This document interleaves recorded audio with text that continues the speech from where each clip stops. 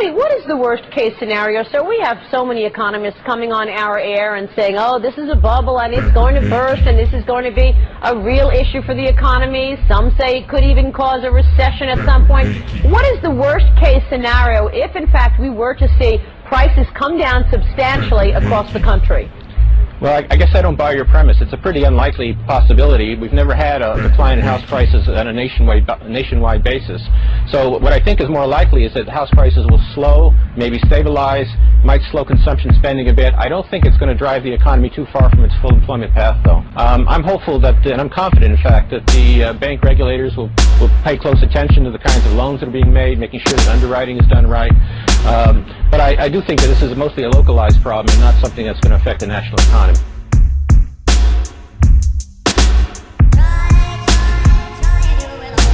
Try and do it all again, the day begins, and I got limited hours to control my sins. Wifey kisses me, heads to a job. I work around town mostly, but sometimes home like a slob. Once a heart throb, with 3 kids and a full-time gig. Surprising I don't smoke cigs. Changing diapers and bibs, kids throwing fits. Plus the economy not so hot right now. Look at all this dumb shit I bought right now. Not in a good financial spot right now. Kinda wanna change my own plot right now. In these barbecues I start feeling bored as hell. Wife hating me now cause I snore like hell. And our lives are stagnant as shit, but it's okay because I tell people it's lovely and I love it. No one's had a dream of owning a business, seeing other places, meeting other faces. Now I'm feeling tasteless. I smell the gas in my garage just cause it's strong, encouraging. That my worrying got me curious now about scurrying. Just jump on a ship to Panama. Damn it, ma, you got me living on bananas, ma. Why's my life dependent on a recession? This depression is representing the theory that I'm possessed by my possessions. And the wrong people I'm respecting, and the wrong ideas I find myself repping. Your mind's your only weapon. If you find yourself stepping, first know who you testing. Look at it, kids. Doesn't it just say cool? And I used to be able to dunk it, but now my gut in the way of the approach steps. And every time that I approach steps, my knees crack so bad that I groan and need resting. If I don't mow my lawn, the city finds me, which is fine with me because I love having a reason to itch the bitch switch and just to flip it, and it's worth the $150 or whatever they charge me. I can't get any work done these days. Walls got holes from darts. This dog right here pisses on my carpet. My wifey shirt says who farted. Our future's uncharted, and I just stopped getting carded. Whoever left this wicker basket about to get their ass kicked. I see nice gestures as just a racket. I chop wood with an axe and stack it. Brain now formatted to work in terms of property and taxes, and I still prefer to use faxes. And I got a buyer, the jewelry she heard on the radio flyer. My kid broke his arm in his radio flyer. I admire the capacity of tenacity of these hospital collections agencies, always trying to strap me and harassing me. Just let me be. I got my cable bill, and with able will I will pay these damn medical bills cause I need my pills. My jeans and shoes are like 10 years old, but my snowmobile all shiny now for when it gets cold. And I expect people to do what they're told, and I hold every grudge until it spreads like mold. I do believe in the American dream. I believe there is such a thing as the American dream.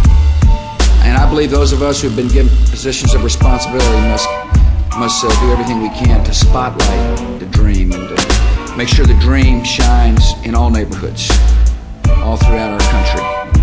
Owning a home is a part of that dream. It just is. Right here in America, if you own your own home, you're realizing the American dream. And so here are some of the ways to address the issue. First, the single greatest barrier to first-time home ownership is a high down payment. It is really hard for many low-income families to make the high down payment. And so that's why I proposed and urged Congress to fully fund the American Dream Down Payment Fund. This will use money, taxpayers' money, to help a qualified low-income buyer make a down payment. And that's important. If one of the barriers to home ownership is the inability to make a down payment, and if if one of the goals is to increase home ownership, it makes sense to help people pay that down payment. And we want to make the plan more robust.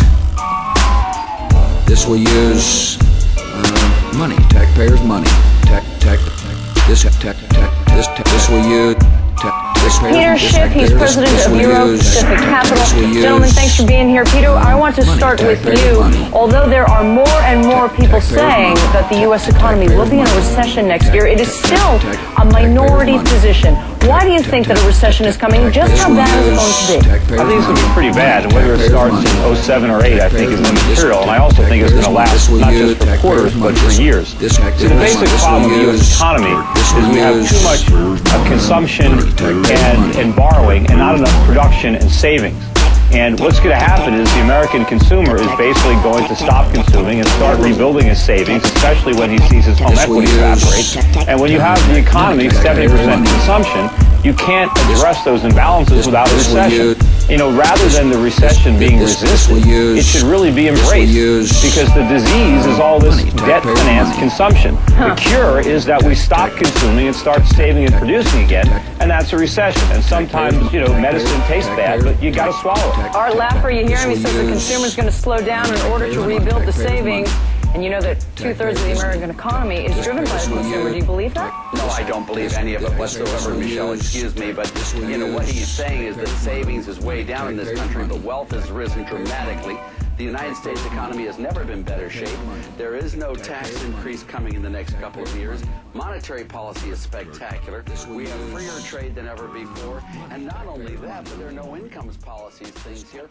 I think Peter's just totally off base, and I don't think it's going to be, I mean, I just don't know where he's getting his stuff. One of us is off base, but it's definitely not me. I mean, it's not wealth that's increased in the last few years. We haven't